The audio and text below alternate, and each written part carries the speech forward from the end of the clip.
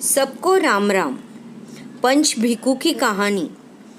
एक साहूकार के बेटे की बहू थी। वह कार्तिक के महीने में बहुत जल्दी उठकर गंगा जी नहाने जाती। वह पराये पुरुष का मुंह नहीं देखती थी। उस नगर के राजा का लड़का भी गंगा जी नहाने जाता तो वहाँ गंगा जी का पानी बिखरा हुआ मिलता। वह सोचा, मैं इतने सुबह नहाने जाता हूँ, लेकिन मेरे से पहले कौन नहा जाता है। इस तरह दिन बीतते गए। 5 दिन कार्तिक के बाकी रह गए। तब साहूकार की बहू नहाकर जा रही थी और राजा का बेटा आ रहा था। आवाज़ सुनकर वह जल्दी से जाने लगी तो अपनी माला और जूती वही भूल गई। राजा के बेटे ने माला और जूती देखी तो मन में सोचा कि जब माला और जूती इतनी सुंदर है तो न जाने इससे पहनने वाली कितनी सुंदर होगी। पीछे राजा ने सारी नगरी में हिला फिरा दिया कि ये माला और जूती जिसकी है वो मेरे पास 5 रात आएगी, तब उसे उसकी माला और जूती वापस मिलेगी। तब साहूकार की बहू ने कहलवाया कि मैं आ जाऊंगी, पर किसी को साग भरने के लिए बैठा देना। राजा ने वहाँ एक सुआ का पिंजरा टांग दिया और खुद वहाँ गंगा जी के तीर पर बिछावन करके बैठ गया। उधर साहूकार की बहू आई और पहली पेड़ी पर पाँव धरकर बोली, हे कार्तिक ठाकुर राय, दामोदर, पाँचों पांडव, छठो नारायण, इस पापी को नींद आ जाए। राजा को नींद आ गई।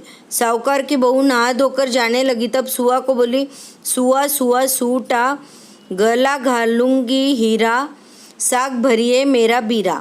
तब सुआ बोला कि कभी बीरा भी साग भरता है क्या। तब वह बोली, सुआ सुआ सूटा, पग घालूंगी नेवर, साग भरिए मेरा देवर। सुआ बोला, अच्छा भाभी, मैं साग भर दूंगा।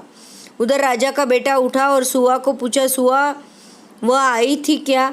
तब सुआ बोला, हाँ आई थी। राजा पूछा, कैसी थी।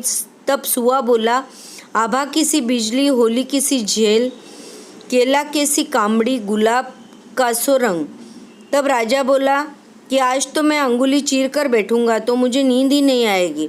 दूसरे दिन राजा अपनी अंगुली चीर कर बैठ गया। उधर साहूकार की बहू नहाने आई और भगवान से प्रार्थना करने लगी कि राजा के बेटे को नींद आ जाए। यदि मैं सत की हूँ तो मेरा सत रखे। राजा के बेटे को नींद आ गई।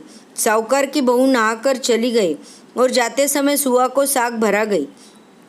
सुबह हुई तो राजा की आँख खुली। राजा ने पूछा, सुआ वह आई थी क्या। सुआ ने कहा, हाँ आई थी। तब राजा बोला कि आज तो मैं आँखों में मिर्ची डालकर बैठूंगा। राजा ने आँखों में मिर्च डाली और बैठ गया। साहूकार की बहू नहाने आई। तब भगवान से उसने प्रार्थना की तो राजा को नींद आ गई। वह नहाकर सुआ को साग भराकर चली गई। राजा उठा तो सुआ को बोला, सुआ वह आई थी क्या। तब सुआ ने वही जवाब दिया। राजा ने सोचा, आज तो मैं सूली का बिछावन करके बैठूंगा तो नींद नहीं आएगी। राजा रात को सूली का बिछावना करके बैठ गया। साहूकार के बेटे को बहू नहाने आई। तब भगवान से फिर उतनी ही बात कही। तब राजा को नींद आ गई।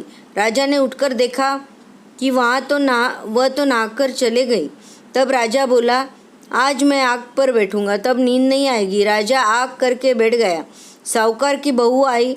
तब भगवान से प्रार्थना की कि हे भगवान, 4 रात तो पूरी हो गई है, आज की रात और निकाल दे, सतिया का सत रख दे। राजा को नींद आ गई। साहूकार के बेटे की बहू नहाकर जाते समय सुआ को साग भरा गई और कह गई कि पापी हत्यारे को कह देना कि मेरी 5 रात पूरी हो गई है, सो अब मेरी माला और जूती मेरे घर भेज दे। राजा उठा और सुआ को पूछा, सुआ वह आई थी क्या। सुआ बोला, हाँ आई थी और अपनी माला जूती मंगाई है। तब राजा ने सोचा कि वह तो सत की थी, जिससे भगवान ने उसका सत रख दिया। फिर राजा के सारे शरीर में कोढ़ निकल आई, जलन लगने लगी। तब राजा ने पंडितों को बुलाकर इसका कारण पूछा। पंडित बोले कि तुमने कोई पतिव्रता नारी पर बुरी नज़र रखी है, इसी से तुम्हारे कोढ़ हो गया है।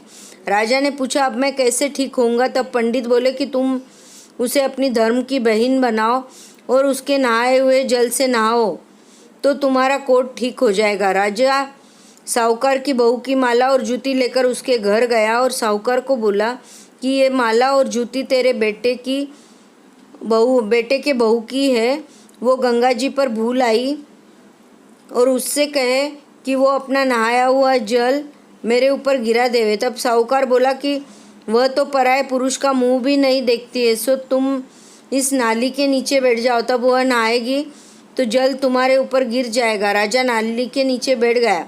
साहूकार की बहू का नहाया हुआ जल उसके शरीर पर गिरते ही उसकी काया कंचन सी हो गई। हे पंच भिक्खु देवता, साहूकार की बहू का सत रखा वैसे सबका रखे, कहता सुनता हुंकारा भरता अपने सारे परिवार की लाज रखे। हे भगवान, खोटी की खरी अधूरी की पूरी।